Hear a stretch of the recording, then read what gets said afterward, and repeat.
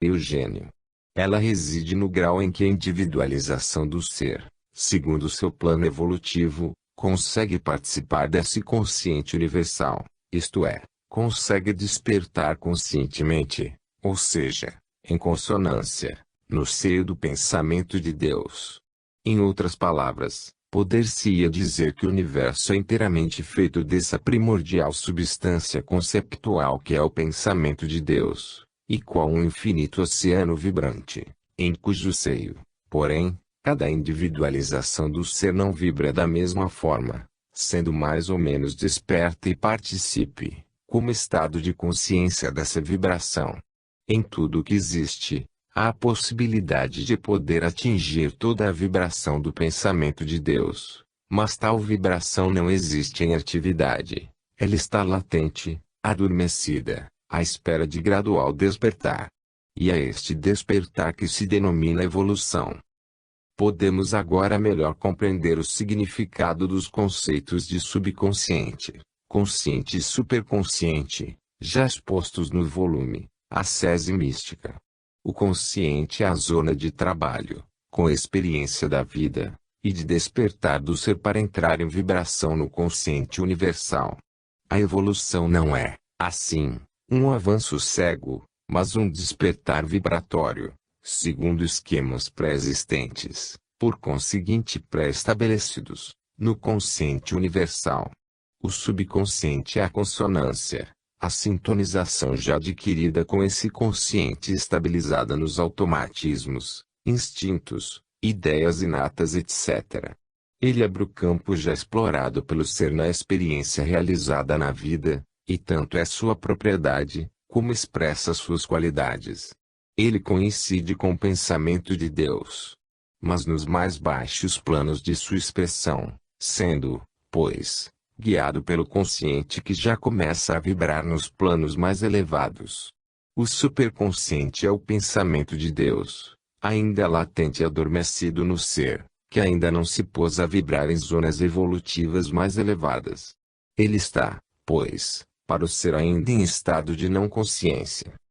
Poderemos dizer com o suave Virgílio, mens agitate molem, o espírito move a matéria, no sentido de que dentro de cada forma e atrás de toda aparência há um proporcionado despertar com relação ao divino, de um estado vibratório que rege.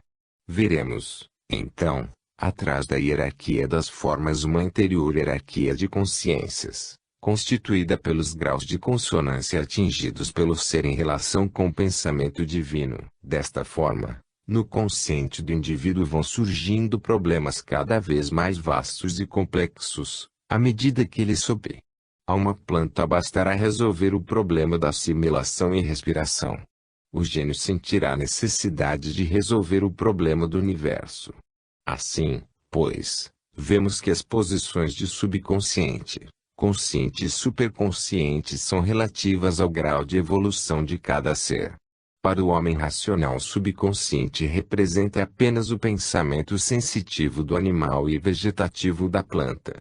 Para o animal, é subconsciente este último, enquanto para a planta é subconsciente o pensamento molecular, isto é, o que preside a construção e funcionamento dos elementos químicos componentes. Para estes o subconsciente é o pensamento atômico, isto é, o dos diferentes edifícios eletrônicos componentes.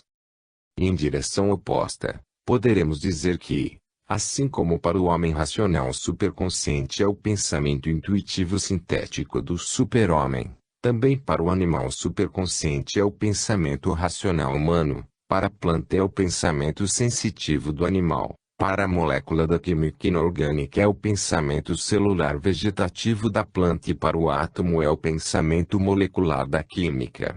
Assim se pode compreender o sentido que está no fundo das palavras de Sertilanges. Na natureza tudo tende a subir.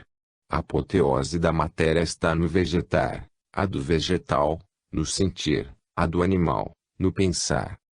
Como se vê, o ser, da mesma forma que o homem, move-se em um ilimitado oceano de pensamento, em que o seu próprio avança mais ou menos e se expande, conforme o estado de consonância que ele, evolvendo, consegue atingir.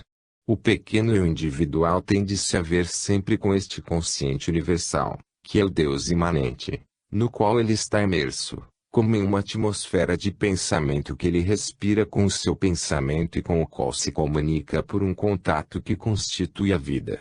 Para o homem, o Deus imanente é uma zona limitada, situada além da sua consciência e qualquer processo evolutivo, até fulguração do gênio, constitui uma aproximação dele por progressiva consonância.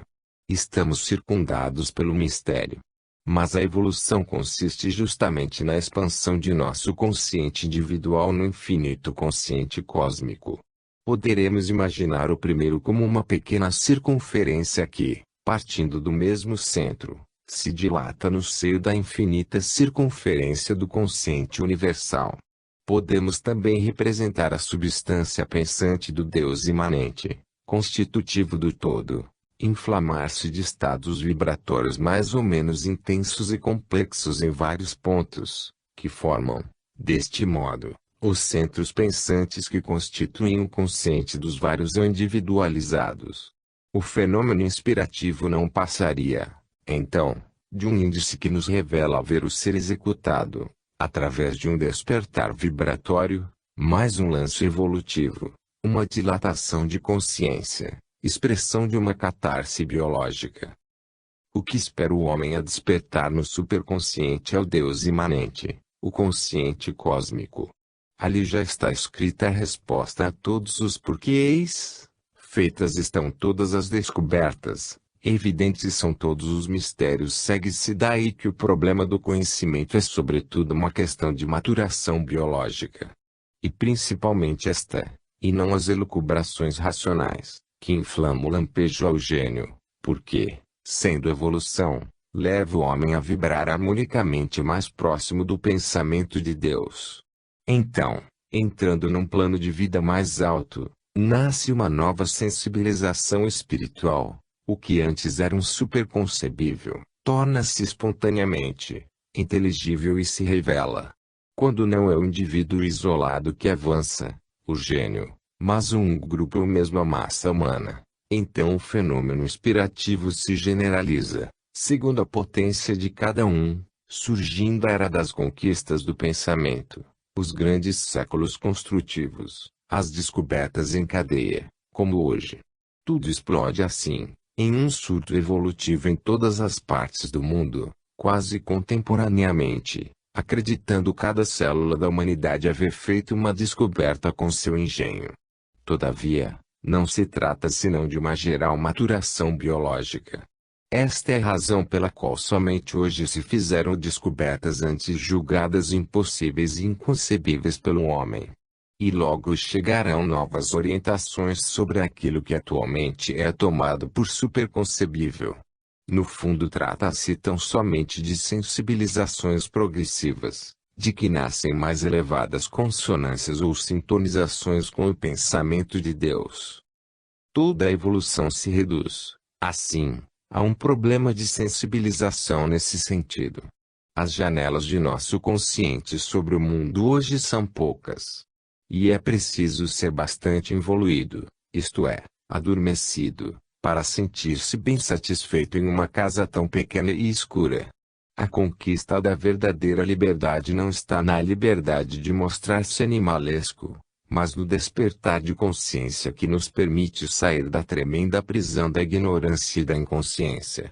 Quantas mensagens constantemente o consciente universal não enviará ao nosso minúsculo consciente individual? Maravilhosos apelos, e nós continuamos surdos, sem compreender. Tudo vibra de pensamento e freme de vida em derredor de nós, e não sabemos pôr-nos em contato com este maravilhoso universo saturado de Deus, porque não estamos sensibilizados, não sabemos vibrar em uníssono, para ouvir e responder. E permanecemos mudos e inertes no vórtice de todos os esplendores do concebível. Estamos encarcerados na matéria. Em torno, tudo nos empareda nas barreiras de nossa insensibilidade. E o involuído não arde senão na ânsia de refocilar na lama das suas baixezas, porque aí estão os seus atrativos, porque essa é para ele a vida. Que pobre vida, quando somos feitos de infinito, para o infinito. Pobre involuído, manobrado como um fantoche pela lei aqui, enquanto crê comandar, nada mais fez no fundo que obedecer, porque é ela que o comanda e deve comandar como um títere, pois que ele nada sabe, nem pode mesmo dirigir. Mas observemos ainda as relações entre o eu individual e o eu cósmico. Já idealizamos o consciente individual, sediado no consciente universal, como as células no organismo humano. Já conhecemos a estrutura hierárquica piramidal dos seres, pela qual, consoante o princípio das unidades coletivas, se passa a um número crescentemente reduzido de individualizações sempre mais sintéticas, partindo de uma incomensurável quantidade de individualizações, tanto mais particularizadas e analíticas, quanto mais descemos na escala dos seres. Assim, da célula se desce à molécula, depois aos átomos, aos elétrons etc., ao passo que se sobe para o órgão, para o organismo completo, para o grupo familiar, nacional, para a humanidade etc. O mesmo se dá no plano da matéria inorgânica, na construção dos universos estelares. Esta, em cadeia, e a técnica construtiva dos edifícios do ser. Ora, dissemos que, por detrás dessa estrutura física, existe uma outra mais real que a rege, a espiritual, animadora dessas unidades, uma outra estrutura hierárquica piramidal, feita de pensamento. O universo não será inteligível se, atrás da hierarquia exterior das formas, não enxergarmos essa outra hierarquia de motivos conceptuais ou de modelos abstratos que são aqueles segundo os quais as formas se plasmam. Por trás dos planos biológicos existem planos conceptuais que se sobrepõem e se escalonam ascendentemente numa hierarquia de princípios espirituais que culminam em Deus, vértice da pirâmide ou centro da circunferência. Segue-se daí que, com o progresso da evolução, se a forma muda é porque, sobretudo, muda a natureza do pensamento que ela expressa e muda a consciência do ser em consequência da elaboração do viver. Eis, pois, o que existe de substancial no substrato da evolução e no que a rege, o progressivo despertar do eu em um estado vibratório cada vez mais elevado. Estamos agora em condições de encarar a evolução de um modo mais substancial, isto é, mais correspondente à verdadeira realidade, que é interior à forma. A evolução não é, pois, um aprimoramento de organismos, a não ser como última consequência ela corresponde, contrariamente, a um conceito metafísico, o despertar do espírito, a mobilização das qualidades adormecidas e latentes no inconsciente e, com isto, a reconstrução através da experiência na matéria, do sistema espiritual desmoronado, até que o Deus imanente, nele incorporado, retorne ao estado de origem, para coincidir com o seu aspecto transcendente. Assim, a formação das unidades coletivas em dimensões cada vez mais vastas, não constitui apenas uma agregação de elementos, mas uma organização dos mesmos, de modo a que cada unidade superior represente uma perfeição maior, conseguida por efeito de mais profunda manifestação do espírito, e mais profundamente desperta. Não se trata, pois, de ver no universo somente um infinito oceano de pensamento, uma infinita atmosfera pensante, de que tudo vive. Isto é verdade, mas é insuficiente. Nelas se formaram, como dissemos, núcleos de consciências individuais, como no espaço cósmico e paralelamente se formaram núcleos de matéria. Ora, este é mais precisamente o aspecto do Deus imanente em nosso universo, isto é, não pode ser uma uniforme e informe atmosfera pensante, mas o de se ter individualizado em infinitos núcleos de consciência ou eu pensantes. Eis no que consiste a imanência de Deus em nosso universo, ter querido, por amor, seguir o sistema no seu desmoronamento. Eis no que consiste a maior paixão de Deus por todo o seu universo, a sua encarnação e crucificação além do Gólgota. Eis como se explica o tu habitas em mim, como a presença de Deus intima a nós e as coisas. Eis porque Cristo pôde dizer: vós sois deuses. Poderá parecer audaciosa esta concepção, mas é a única que tudo aclara em profundidade. Vemos, efetivamente, que cada unidade coletiva superior não representa somente a soma das suas unidades componentes, mas alguma coisa a mais. Nela a coordenação e organização da atividade dos elementos constitutivos, criação, por conseguinte, de qualidade que eles não possuem isoladamente, execução de encargos que eles, sozinhos, não poderiam realizar. Com a fusão das unidades menores em unidades coletivas, nasce algo de novo, que antes não existia em nenhuma delas e que elas conseguem somente com essa união. Isto tem um profundo significado. Antes de tudo, o nascimento dessa qualquer coisa de novo não pode deixar de ser um desenvolvimento do latente, como vimos, porque de outra maneira ele seria inexplicável. E desenvolvimento do latente não pode significar senão maturação evolutiva no espírito, isto é, o despertar do ser no seio do Deus imanente, como vimos. Mas há mais, é que tudo isto só se verifica com a técnica das unidades coletivas. Logo, esse desenvolvimento do latente e o despertar do Deus imanente no espírito de cada ser não ocorre senão por reunificação dos fragmentos de um sistema desmoronado, senão por irmanação e fusão em organismos superiores mais vastos e orgânicos dos diversos eu, em que o ser uno se fragmentou originariamente. Podemos então dizer que a lei das unidades coletivas, por nós algures mencionada e demonstrada, nos prova que a reunificação é o sistema de reconstrução e que, quem se reunifica, se reconstrói. Eis, portanto, a técnica do retorno do antissistema ao sistema. Concluímos agora com esta grave afirmação, levando até as últimas consequências os motivos acima assinalados. As diferentes almas individualizadas são fragmentos do espírito e constituem cada individualização decaída em toda forma existente. O que anima o ser e sem o que não pode haver existência é a doação por amor do Deus Criador, que não abandonou a criação, mas nela permaneceu no seu aspecto de Deus imanente. Foi dessa doação por amor que nasceram os diferentes espíritos, não apenas os incorruptos do sistema, mas igualmente os corruptos do antissistema. E estes, no plano humano, somos nós, homens, como almas. Quando, pois, chamamos a estas centelhas divinas, devemos subentender fragmentos de Deus. E, enquanto os espíritos incorruptos permaneceram unidos em Deus, nós, espíritos rebeldes, ficamos isolados.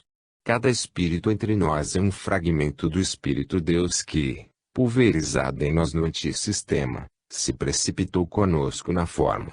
Eis em que sentido nós somos deuses. E o somos.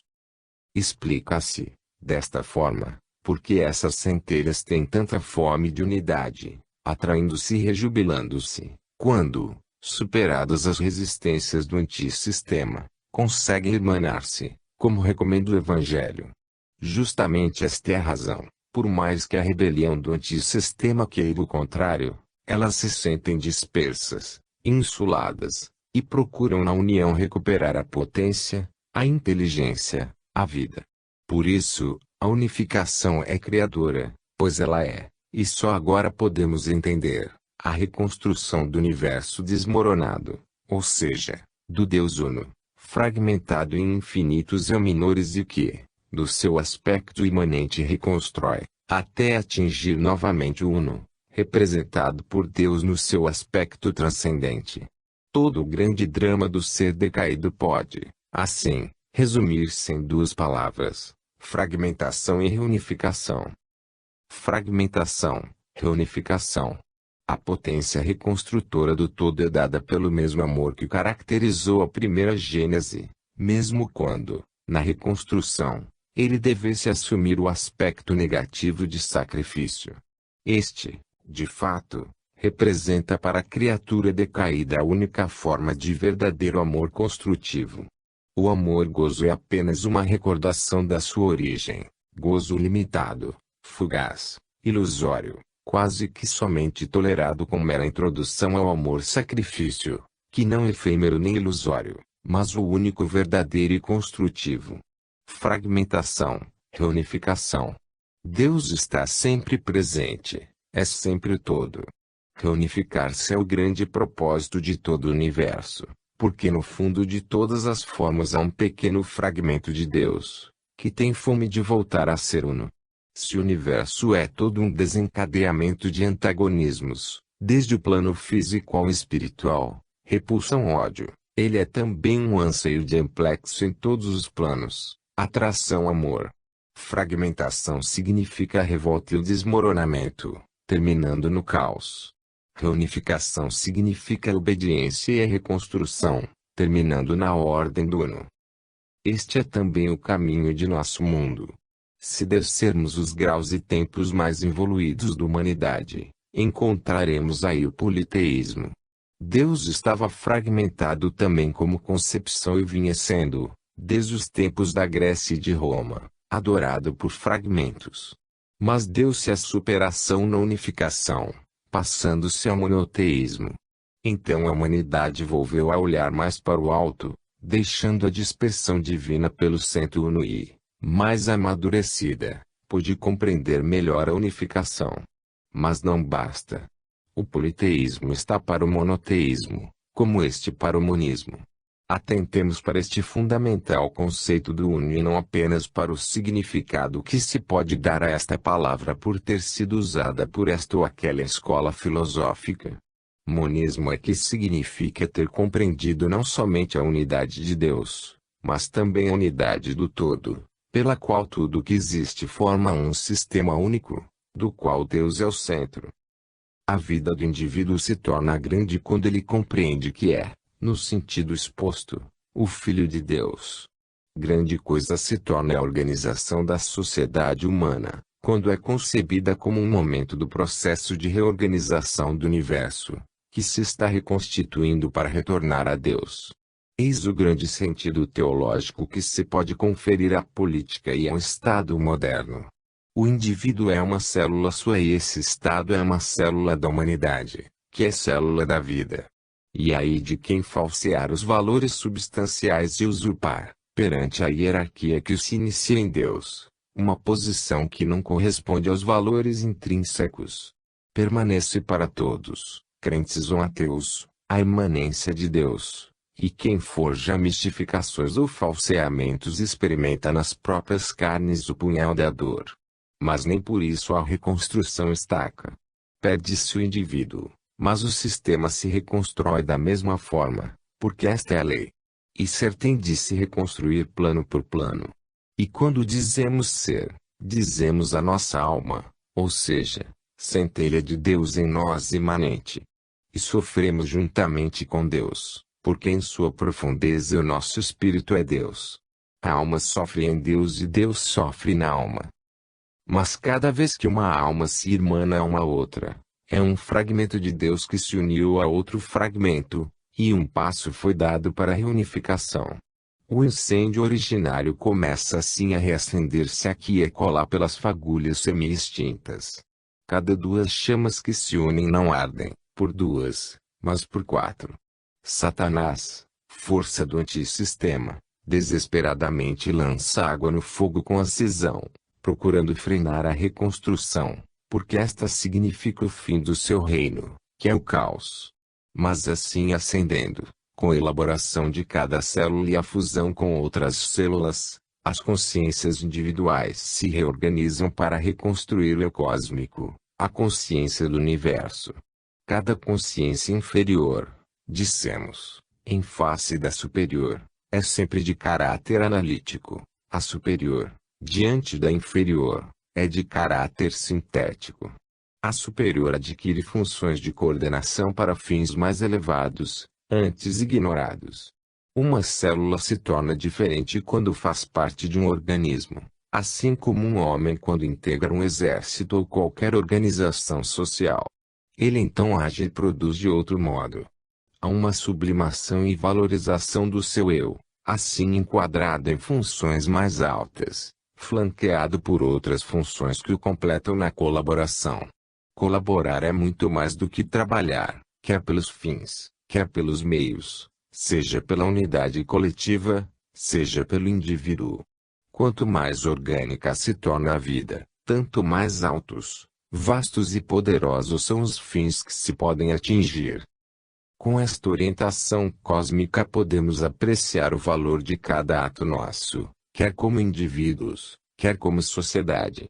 Tudo evolve e nós evolvemos como indivíduos e como sociedade, em demanda de sínteses mais vastas, profundas e compreensíveis.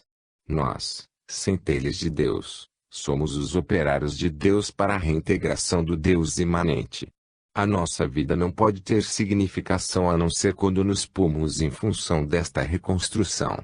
O Deus imanente dorme em nossas profundezas, despertando nós ou ressurgindo Ele, o que é a mesma coisa, na profundidade do nosso espírito. Reconstruir-se-á no estado de consciência aquela do universo, o espírito, que agora jaz no estado de inconsciência que o homem agora se encontra. Isto não significa que o ser, o nosso minúsculo eu, se torne Deus, mas que Deus volta a ser qual era antes do desmoronamento do sistema. Não somos nós insignificantes homens, que de novo nos devamos encher de orgulho, mas é Deus que em nós deve despertar cada vez mais, a fim de que o nosso eu desapareça reabsorvido nele. Por isso, nos capítulos precedentes insistimos na atitude a assumir e que o místico assume, pela qual o desenvolvimento do eu humano consiste na sua anulação em Deus.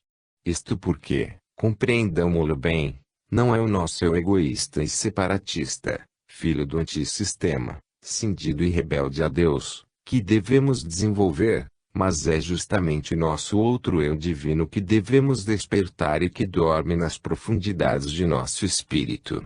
Se agirmos na outra direção, caminharemos, ao invés, para a destruição e não para a reconstrução. Em lugar de seguir a via, fragmentação, reunificação, seguiremos a oposta, fragmentação, fragmentando-nos mais ainda.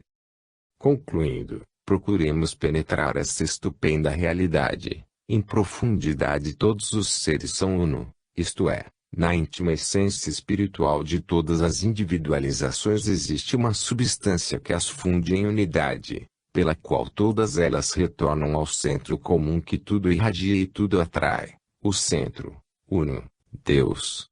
No fundo de todos os seres está esse seu centro, no qual cessa qualquer distinção, e a infinita pulverização dos eus separados na periferia do sistema reencontra a sua unidade em um só eu. Por isto, amando seu próximo, o indivíduo caminha para Deus e esta via que o conduz a Deus é a da unificação. Tanto mais o ser se avizinha do centro, Deus, quanto mais sente que sua alma e a dos outros seres são uma só coisa. Assim, pois, evolução, espiritualização e unificação caminham paralelamente. Hoje, quem ama a Deus, o ama em todas as criaturas, e quem vive em todas as criaturas, vive em Deus, ao passo que quanto mais egoisticamente se vive, tanto mais se vive distanciado de Deus. Não se deveriam dizer estas coisas abertamente ao mundo evoluído de hoje, porque ele está sempre pronto a dar-lhes uma interpretação às avessas, satânica.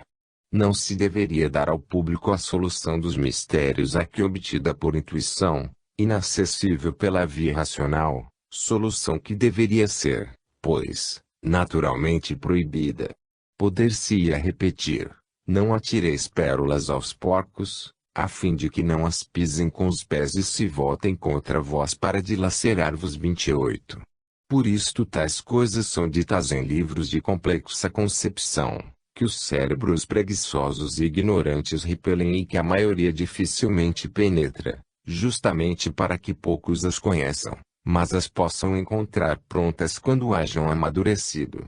É, ademais, necessário deixar o mundo de hoje entregue às suas ferozes exercitações evolutivas, já que menos ferozes ele não sabe praticar, e as atuais são as de que ele necessita, sendo elas proporcionadas ao seu grau de inconsciência. Porém, Quem tem ouvidos de ouvir que ouça, e quem tenha intelecto para compreender que compreenda, pois que o quadro da visão do ser está completo e é chegada a hora em que a verdade será dita abertamente sem véus, pelo menos aos mais evoluídos, que podem compreendê-la. Quem chegar a compreender tudo isto, sabe que é uma eterna, indestrutível centelha de Deus. E sabe também que, no seu aspecto imanente, Deus está presente em nosso universo, até em nossas menores coisas, e que nós não só podemos senti-lo espiritualmente, mas igualmente vê-lo. Se não nos é dado conceber o Deus transcendente, podemos, no entanto, ver o semblante do Deus imanente, pois que toda forma de existência é uma expressão do pensamento e da vontade dele, é uma manifestação do seu ser. Certamente, sendo ele o infinito, nós não podemos limitá-lo no relativo de uma forma particular. Ele permanece o infinito, tem, pois, infinitos rostos, e o veremos expresso em tudo que é beleza, bondade, floração de vida e de alegria. Esta aí, efetivamente, a manifestação do sistema no lado positivo do ser. Esse sistema apenas floresce, emanado pelo antissistema, negador e destruidor de beleza, de bondade, de vida, de alegria. É assim que tudo se estiola, corrompe-se e morre. Mas o Deus imanente, sendo a alma das coisas, do íntimo delas continua a manifestar-se numa incessante floração e, assim, embora tudo feneça, corrompa-se e morra, tudo de novo refloresce e revive. Desta forma, o sistema, não obstante os contínuos assaltos do antissistema, venceu, vence e vencerá sempre, sendo o mais forte. Esta é a significação de tudo o que existe em derredor de nós, de tudo o que nós mesmos vivemos. E quando o homem peca, ele se coloca no campo do antissistema, ao sabor das suas forças, das quais nada mais pode esperar, senão dor. Toda vez que praticamos o mal, renovamos a primeira revolta com as suas consequências. E temos de subir até nos havermos reequilibrado na lei, reingressando na sua ordem, por ter seguido as suas normas de harmonia e de amor. Somente o homem que sabe tudo isto, compreendendo a vida, orientou-se no todo, não sendo mais um cego entregue a forças ignotas, mas se tornando senhor de si e do seu destino. 20. Visão síntese. Antes de terminar definitivamente esta argumentação, façamos um seu resumo completo, a fim de que fique inteiramente claro nosso pensamento em uma visão de conjunto, em um panorama sintético, partindo do começo. Já vimos que 3 são os aspectos da substância, ou 3 são os momentos da Trindade de Deus. 1. O Espírito, a concepção.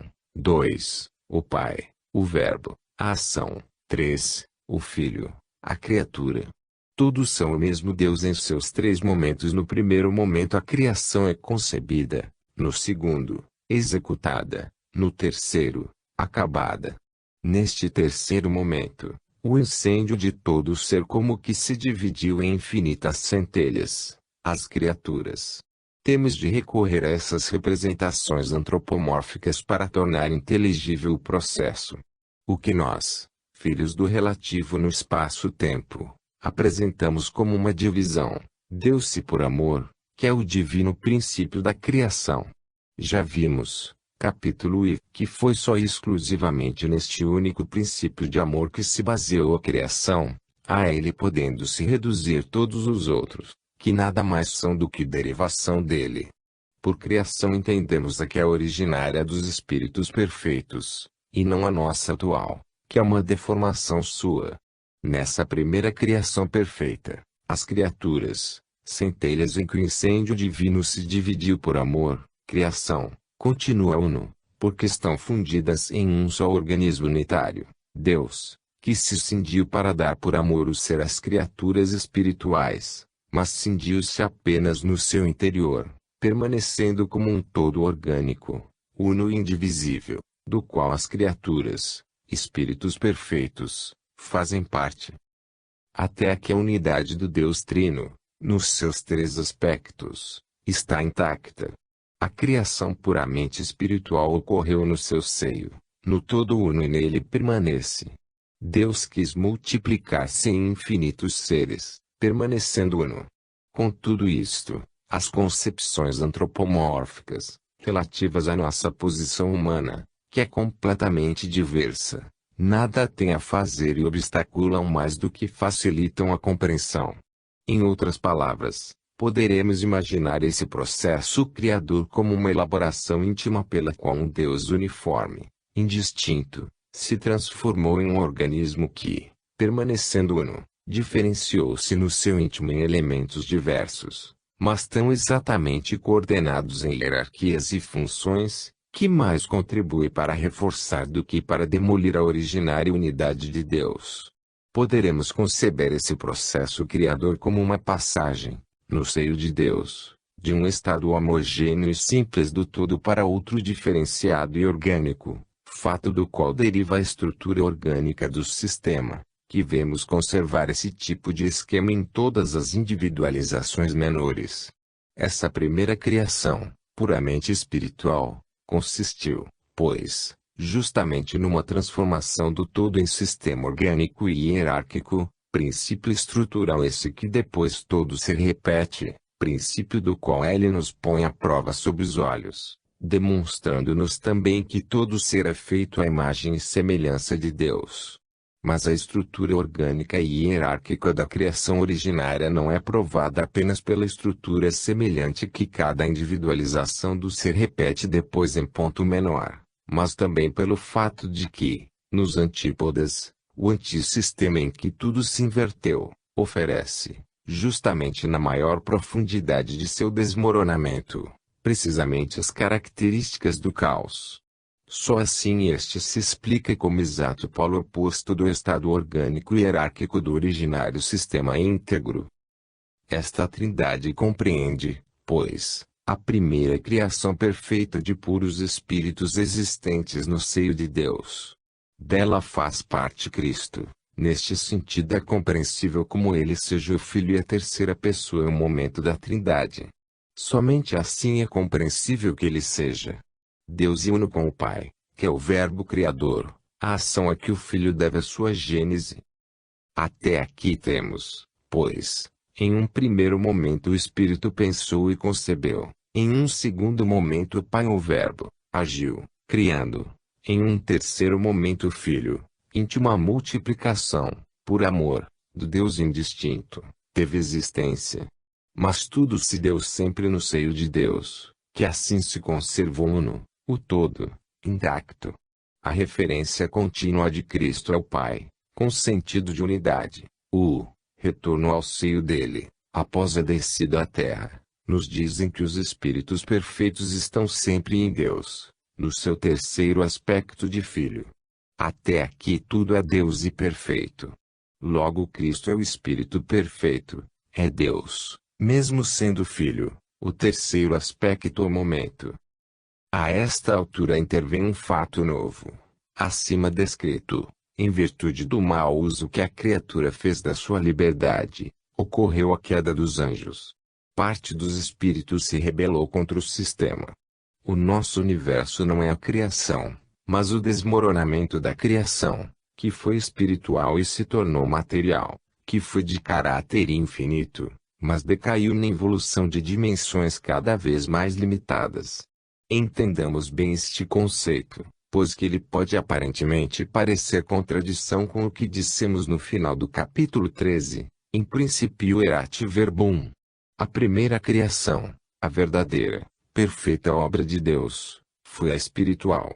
A nossa, material, é uma segunda criação, posterior e imperfeita contrafação da primeira. Na material, a originária trindade, em que Deus permanece uno nos três momentos, como já dissemos, se subverte em unidade fragmentada, cujos três momentos, a concepção, 2, a ação, 3, e a criatura se separam em um transformismo sucessivo, primeiramente involutivo, espírito, energia, matéria, para depois se recompor no transformismo evolutivo, matéria, energia, espírito. Para nós, seres decaídos, o espírito é também o ponto de chegada. Por isso concebemos por último na Trindade. Somente agora poderíamos chegar a compreender a origem e a significação das três formas, a alfa, beta, gama, expostas em a grande síntese. Elas nada mais são, realmente, que uma posição invertida e decaída da primeira e originária Trindade perfeita. Falamos aqui da primeira criação, e também, da segunda, isto é, uma contrafação sua advinda com o desmoronamento do sistema após a queda, quando vimos, final do capítulo 13, em princípio erat verbum, na distinção de Deus une em três momentos sucessivos, o seu sacrifício cósmico por amor da criatura, precipitando-se com ela e nela, no seu novo aspecto de imanência, nos antípodas da sua originária transcendência.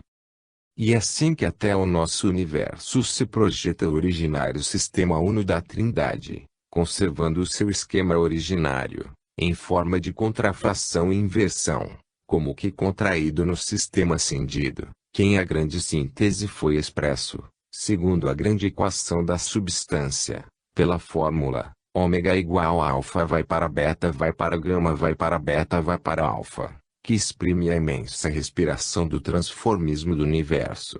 Só aqui poderíamos expor tudo isso, havendo amadurecido estes conceitos.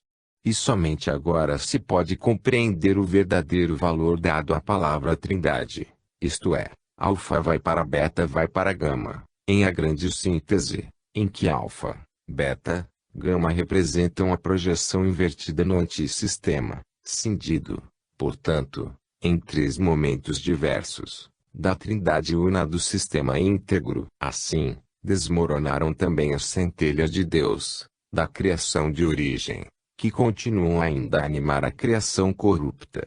Desmoronou, também em parte, o terceiro aspecto, o Filho, agora não mais incorrupto, uno com o Pai, mas junto de criaturas decaídas, um momento cindido que, com a ajuda de Cristo na terra, ele próprio Filho de Deus, se esforça e sofre para reacender a antiga perfeição, como nos aponta a cruz do Gólgota. Compreende-se, deste modo, como Cristo, um dos Espíritos perfeitos, todos são um Filho, conservando-se unido com Deus, tem querido fundir-se na dor humana, encarnando na criatura terrestre imperfeita, ou seja, no Filho, aqui não mais incorrupto, uno com o Pai, mas separado dele, na humanidade de seres decaídos, exilados na matéria. Cabia, não ao Espírito Santo ou ao Pai, mas ao Filho perfeito, socorrer o Filho imperfeito, criatura decaída, mas sempre criatura irmã. Por essa razão Cristo nos ensinou a orar, Pai Nosso, enquanto lhe chamava, Pai meu, com a mesma palavra que exprime a mesma relação de filiação perante o Pai comum, pelo qual todos foram gerados. Assim, o Filho perfeito, sem culpa, quis permanecer irmão do Filho decaído, para redimi-lo e fazê-lo retornar à antiga perfeição. Isto implica a imanência de Deus também em todo o universo, que deve ser dirigido e redimido por uma encarnação mais vasta do que a de um só Espírito perfeito em favor de uma só humanidade, ou seja a encarnação de todo o Filho, terceira pessoa da Trindade una, constituída pelos Espíritos perfeitos do sistema íntegro, para a salvação de todo o Filho, terceira pessoa da Trindade fragmentada, constituída pelos Espíritos imperfeitos, pelas criaturas do sistema desmoronado, de modo que o universo possa assim reerguer-se como Filho, terceiro aspecto do estado de Filho decaído e imperfeito, ao originário estado de perfeição, ou seja, do estado de Filho separado ao de Filho uno em Deus. Desçamos agora ao nosso universo. Ele, em sentido absoluto, não é o todo, porque além dele há Deus, nos seus três aspectos. Trata-se aqui de um organismo imperfeito no seio do maior e perfeito organismo do todo uno Deus. Trata-se de uma unidade cindida, enferma, de uma criação distorcida, corrupta, desmoronada na forma matéria, Trata-se de uma criação contraída por involução e que por evolução deve novamente expandir-se até Deus, do qual tentou destacar-se. Aqui, a originária centelha espiritual está envolta nas trevas da forma matéria, da qual deve, evoluindo, ressurgir, libertando-se dela.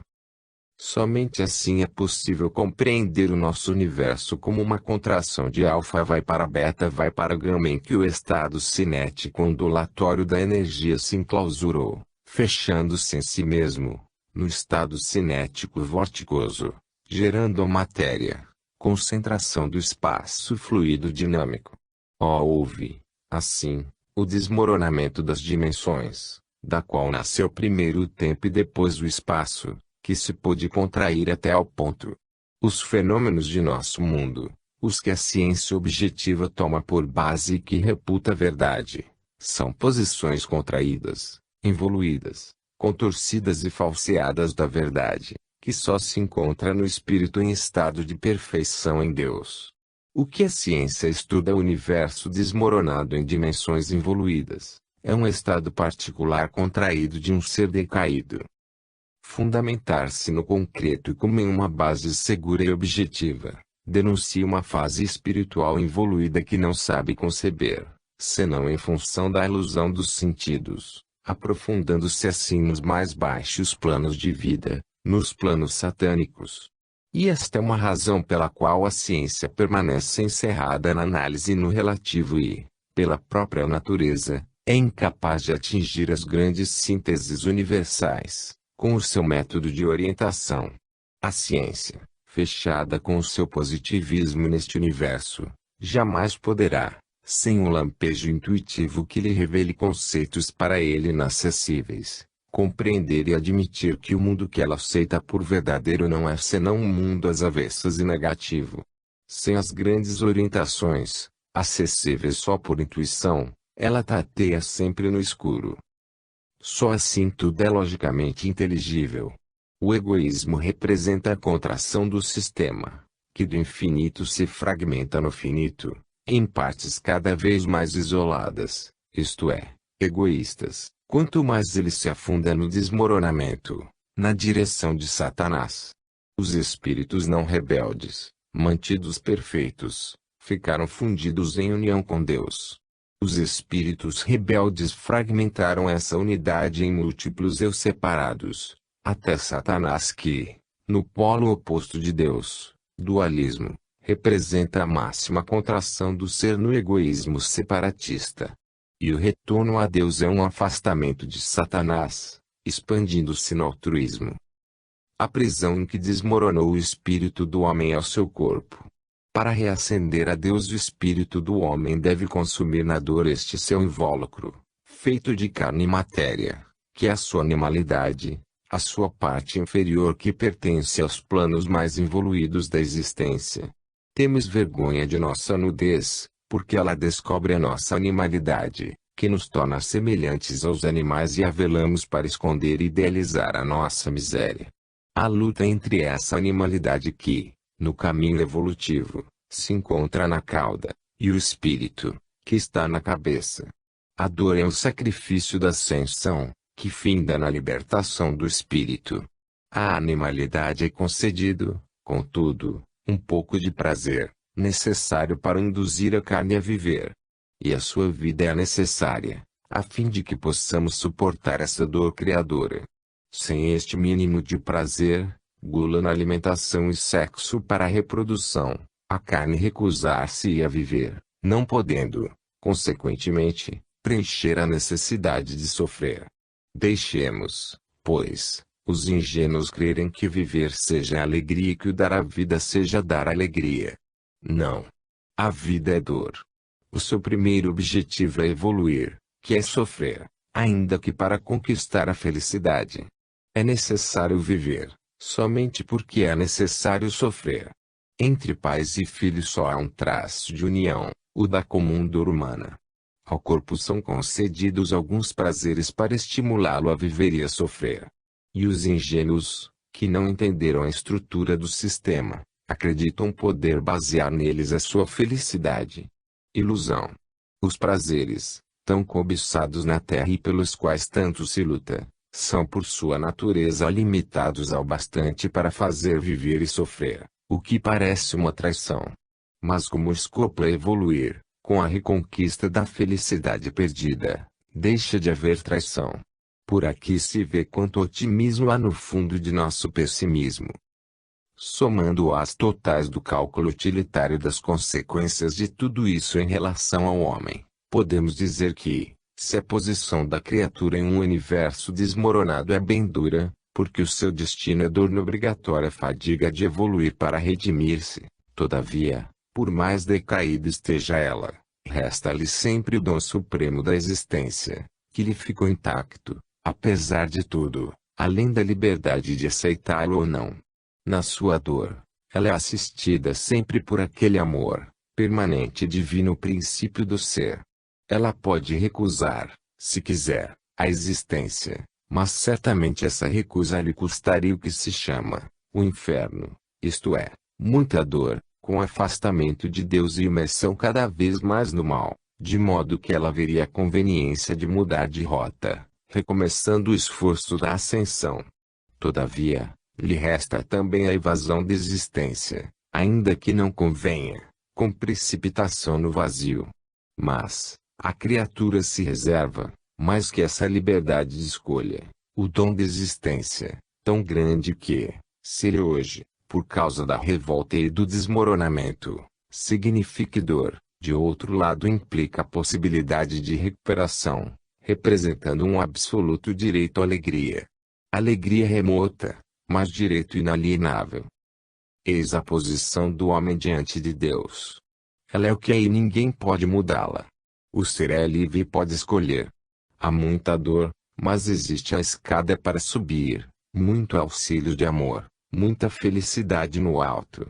Há igualmente a escada para descer, que nos dá uma ilusão de evasão e que, ao contrário, agrava a dor até a infinita dor da anulação. Só nesse sentido se pode falar de inferno eterno. Quisemos, deste modo, esclarecer melhor e resumir o nosso pensamento sobre o tema deste nosso livro Deus e o Universo, em um quadro sintético, que vai de Deus ao homem, numa última síntese, que abrange e enquadra, no infinito a grande síntese, nosso primeiro volume. Fim.